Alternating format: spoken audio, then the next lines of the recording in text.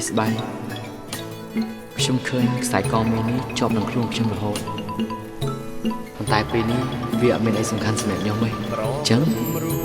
ស្បែកឆាប់យកវាទៅណាតែនេះជារបស់ដែលនៅចាប់ខ្លួនចៃ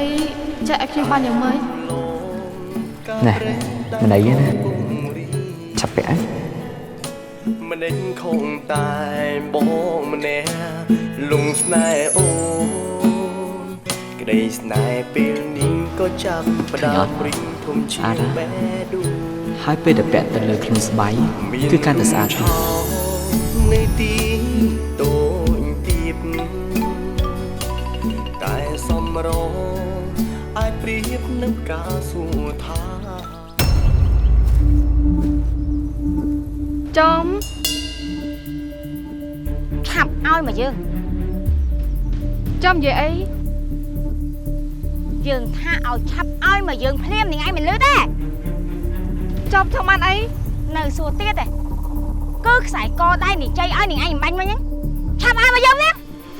តែចៃក៏ឲ្យមកបងទេអត់ទេចំ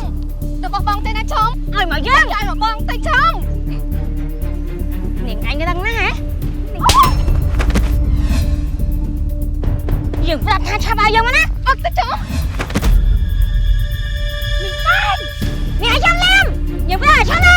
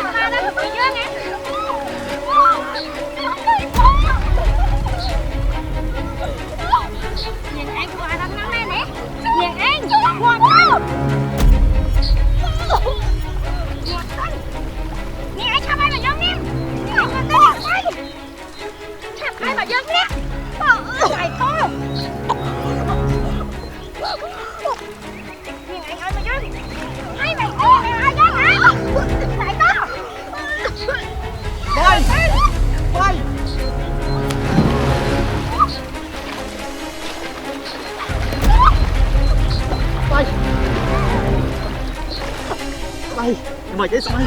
này mày cẩn thận chắc à mày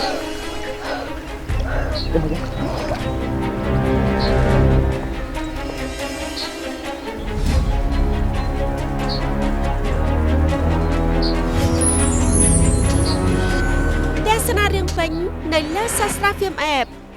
មានតែនៅលើ App Sastra Film តែមួយគត់